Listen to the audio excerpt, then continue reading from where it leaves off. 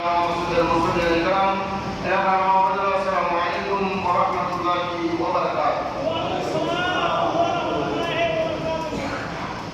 আরবি মাস আরবি বছর মহরম মাস এই পবিত্র জুমার দিনে আমাদের কতিপয় গুনাহগার বান্দাদেরকে আল্লাহ মহান দরবারে আসার সুযোগ দান করেছেন। সবার আলহামদুলিল্লাহ। কালকে আমাদের মাঝে কঠিন আযাবের সময় মৌতের বিচারের সময় আজকের জীবনের আমাদের জন্য নাজাতের ফায়সলা হয়ে যাবে। সবার আমিন।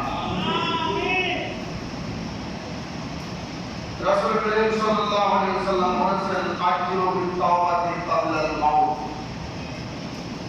আল্লাহ পাক আল্লাহর কোরআনে ঘোষণা করেছেন, বিসমিল্লাহির রহমানির রহিম, ফি বুয়ুতিল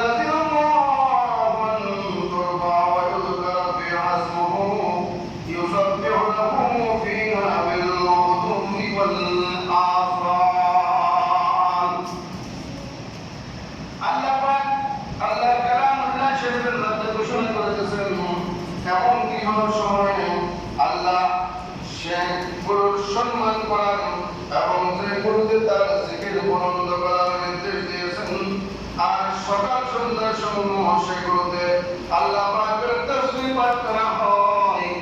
সেই স্থানগুলিকে সেই দিনগুলিকে আল্লাহ তাআলা কি করেছেন?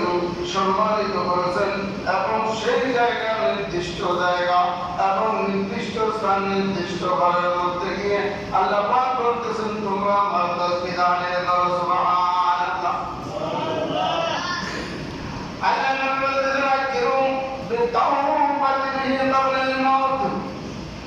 মৃত্যু আসার পূর্বে তাড়াতাড়ি তওবা করে নাও। এই জন্য আল্লাহ বলেছেন, প্রত্যেক সময় শুধু তওবার মধ্যে থাকো। আস্তাগফিরুল্লাহ, আস্তাগফিরুল্লাহ, আস্তাগফিরুল্লাহ, আস্তাগফিরুল্লাহ। আল্লাহ আমাকে মাফ করে দাও, আল্লাহ আমাকে মাফ করে দাও, আল্লাহ আমাকে ক্ষমা করে দাও, আল্লাহ আমাকে মাফ করে দাও, আল্লাহ আমাকে ক্ষমা করে দাও। আল্লাহ তাআলা তার সমস্ত কিছু কি করেন?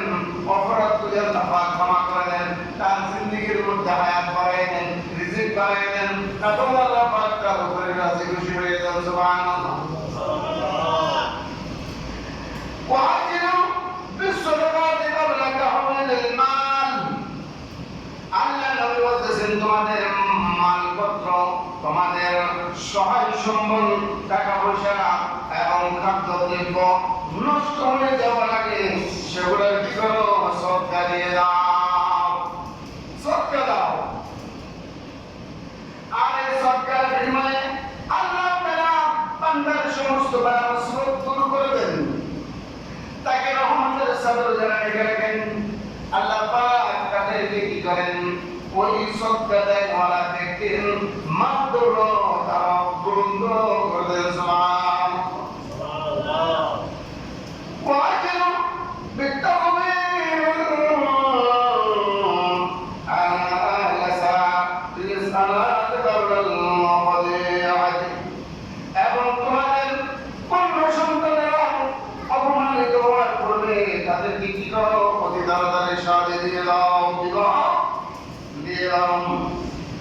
ওয়াজিলু বিসসালাতিল ফাওতি। এবং মৃত্যু ব্যক্তি পৌঁছে করে যাওয়ার আগে কি করো? তাদেরকে দাফন করে ফেলো। ওয়াজিলু বিসতিসহাদাতি বিসতিহদাতিল মাউতি ক্বাবলা নুজুলি মালাকিল মাউত। এবং মালাকুল মাউত আসার পূর্বে মৃত্যুর জন্য তোমরা প্রস্তুতি নিয়ে নাও। কি নিয়ে নাও?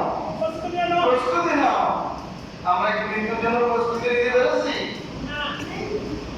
আমরা সকালে সন্ধ্যা শুধু দৌলতের পিছনে দৌড়তেছি, দুনিয়ার পিছনে দৌড়তেছি, সংসারের পিছনে দৌড়তেছি। আর আল্লাহ নবী বলতেছেন, যে কোনো মুহূর্তে তোমার মৃত্যুবরণ হতে পারে, আজরাইল চলে আসতে পারে। এই আজরাইল আসার আগে তুমি মৃত্যুর জন্য প্রস্তুতি নিয়ে নাও। وعجلوا بالأعمال الصالحات قبل فناء العمر। জীবন শেষ হওয়ার পূর্বে নেক কাজ করে নাও। হ্যাঁ, করবো আর কি, সময় তো আছে।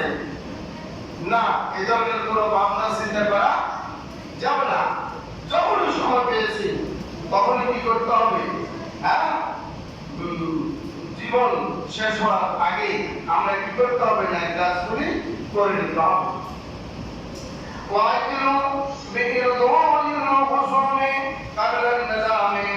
লজ্জিত হওয়ার পূর্বে বাতিকে সন্তুষ্ট করে দিল, তার সন্তুষ্ট চিত্তে তাকে বিদায় করে গেল। এখন তো নাই বাতি, আছে নাকি? অনেকের তখনকার দিনে বাতিটা খরিদ করে নিত, বাতিদেরকে বাজার থেকে খরিদ করে আনতো এবং সেখান থেকে এনে তাদেরকে কাজকর্ম করাতো, সংসারে রাখতো। এখন তো নাই।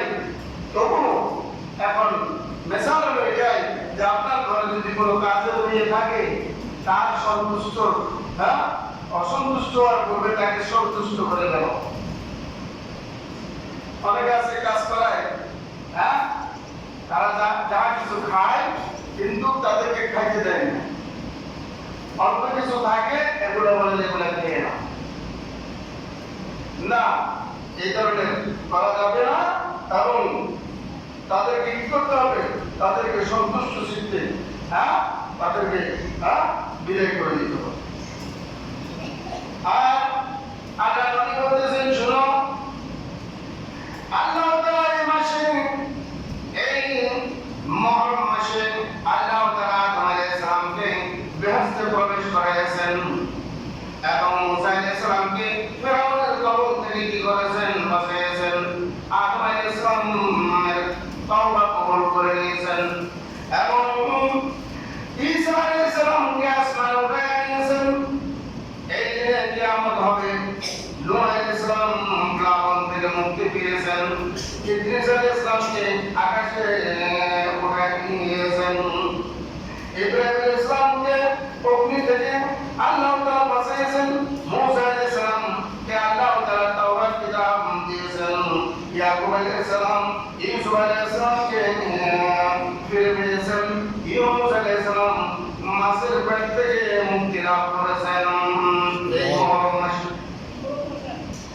এই মাসে 9 মুহররম, 10 মুহররম যদি রোজা রাখতে বলেছেন এবং যদি 9, 10 তারিখে রাখতে না পারেন তাহলে 10, 11 কি করেছেন?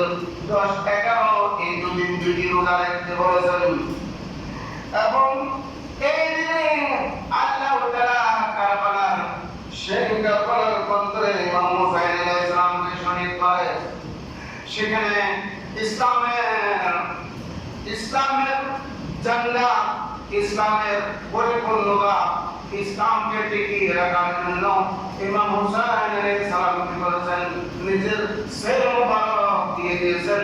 কিন্তু মিথ্যার নিকট এবং দুর্নীতির নিকট এবং তাদের জুলুমের নিকট আহলে বাইতের রাসূল কি করেন নাই? নবহান নাই। সেখানে এজিপ্তি করেছেন, 22,000 সৈন্য নিযুক্ত করেছেন, 10,000 সৈন্য তার আশেপাশে নিরাপত্তা দেওয়ার জন্য রেখেছেন।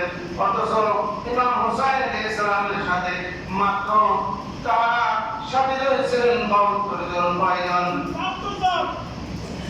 আর তার সেই কারবালার প্রান্তরে 22,000 সৈন্য নিযুক্ত করেছেন 72 জন লোকের জন্য। কয়জন? 72 জন লোকের জন্য। এমন ভয় করতেন, তবু তারা কি করেছেন? বলেছেন, আমাদের কথা মানো। বোনকে বিবাহ করা যাবে, নিজের শাশুকে বিবাহ করা যাবে, নিজের মাকেও বিবাহ করা যাবে, মদ খাওয়া যাবে, সুদ খাওয়া যাবে, ঘুষ খাওয়া যাবে, এগুলো সম্পূর্ণ নিকট।